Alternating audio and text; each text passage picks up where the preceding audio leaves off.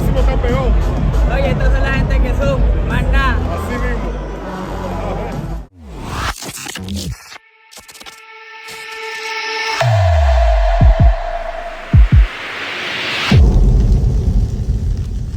What did you see good from Ryu, in your opinion?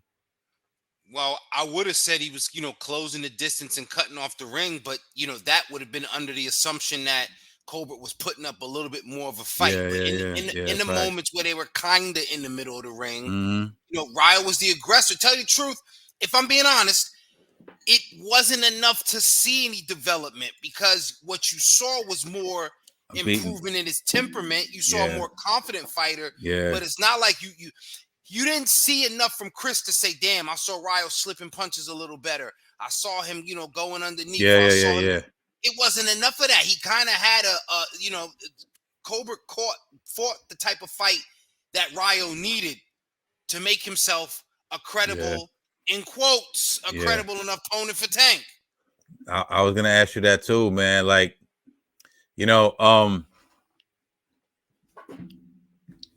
lines up perfectly, man. You know what I'm saying? Like, if you're Al Heyman and them, you're like, oh, cause you were getting shit from the Pitbull, the Isaac Cruz shit. A lot of people, the people were speaking. You know what I mean?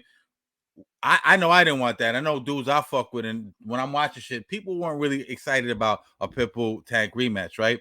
But here comes him, man. Here comes Ryu, has a little power, fits the fucking profile. Mexican versus black. We all know the green print, right? You know what I'm saying? I don't agree with the green print, but that's the shit that they push out there, right? The Mexican and black fighters sell, and slick black fighters against slick black fighters don't sell. Ryu does have some power, so you can say, damn, look, he just knocked him out cold because he was on the ropes. He just knocked him out cold. We should get him in there with Tank, right? That tagline, he's a dangerous puncher, is what PBC will use to fake sell that bullshit. He's in there against a dangerous puncher. Dangerous puncher, man. But, I see through that shit, and I want to get to Tank in a minute, but, like, do you think that fight's going to happen?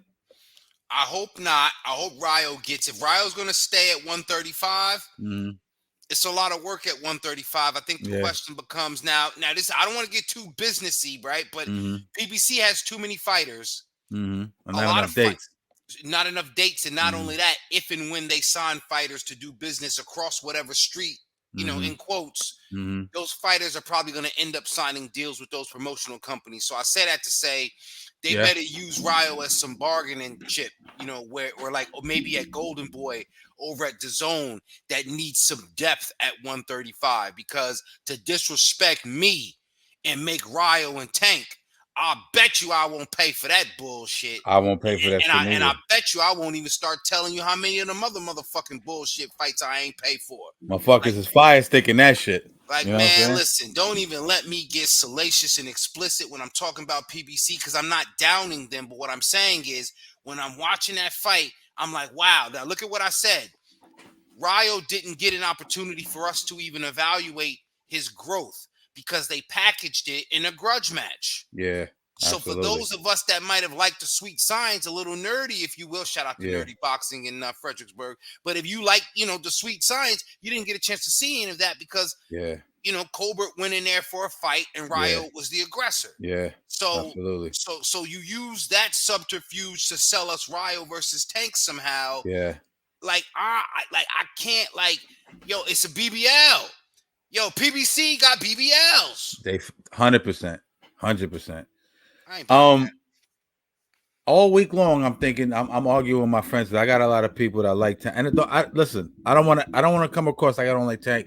I'm a fan of Tank, 100%. You know what I'm saying? I love his team. I love he's from Baltimore. I love all that from the streets. I love the whole deal. I bought his shirts. I support. I buy all his fights. You know what I'm saying? But I gotta be honest, man. I can't be shucking and jiving on here. You know what I'm saying? I need to see some work out of Tank, man. Like, all week long you've been hearing, the whole shit with Dev. Dev shows a beautiful performance against Rougarou. Great performance against Rougarou. So you're thinking that might be a logical fight now, right? Dev looked a little bit better. He sold out the arena. DAZN haven't released the numbers of the pay-per-view yet. We've heard Leonard Ellerbe talking about 50,000, and I heard some Bob Arum said something the other day. He didn't say a specific number, but he said he heard that the numbers weren't great.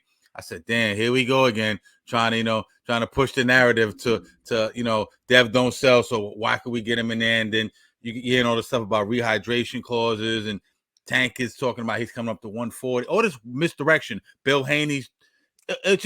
I'm like, damn, here we go again with this bullshit, right? It don't look like we're gonna get the Dev Tank fight right now. You know what I'm saying? Also, Ryan Garcia stepped up today. We're gonna get to that in a minute, but my boy brought this up, and I was like, yo, I never realized this. He was like, yo, Tank hasn't had a 50-50 fight in his career yet. A fight where you're like, maybe it's not 50-50, but even 60-40, where you're like, damn, could Tank lose this one? Every fight Tank goes into, he's going to most likely get the knockout. The only one he didn't get to a recent memory was Isaac Cruz, and supposedly he hurt his hand in that fight, right? Like, what are they going to do? I get the green print and all that, but I feel like the walls are closing in on Tank. He's going to have to start making a move. He's going to be 30 years old soon, man.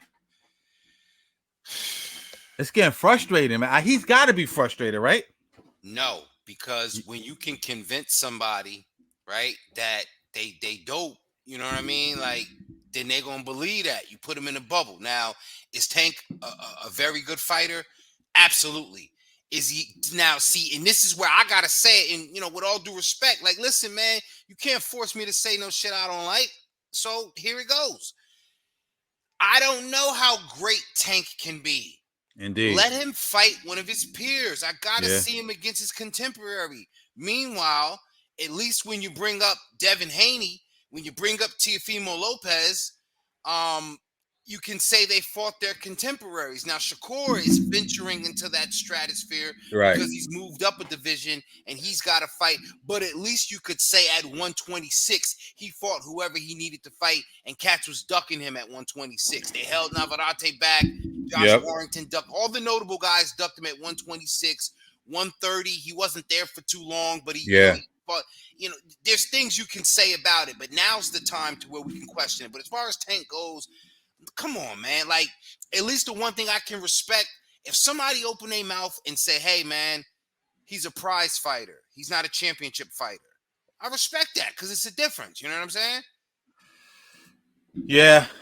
I kind of hate that term, man, because that's basically saying you just out for the bag, right? And I get all that, but look, I'm not getting a piece of that prize. No, and I get it, and you don't have to settle for it. But we love the analogies because we from that era, Cash.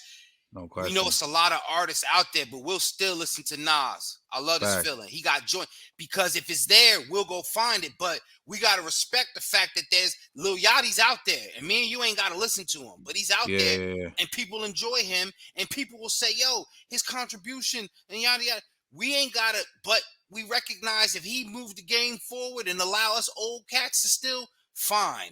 If Tank still allow the business of boxing to continue and create opportunities, I'm all about that. But I'm not going to sit here and act like I'm watching his fights and I'm amazed and I'm surprised. All this boxing people tell me, I'm still, I seen him do a gazelle punch. You know what I'm saying? That's some Sugar Ray Robinson shit. But who did I see him do it against? Just give me some fights against your peers so I can hold you with that high esteem. Because then the discrepancy comes, is the eye test good or it's no good? Because anybody that's saying Tank is great is only saying it off the eye test, and definitely ain't nobody he fought. Barrios was his toughest opponent, period. Yeah, I would agree. I would agree. Barrios is probably his toughest opponent. And at the time, and like I said last time, that win is aging well because Barrios seems to be getting better. So it looks a little bit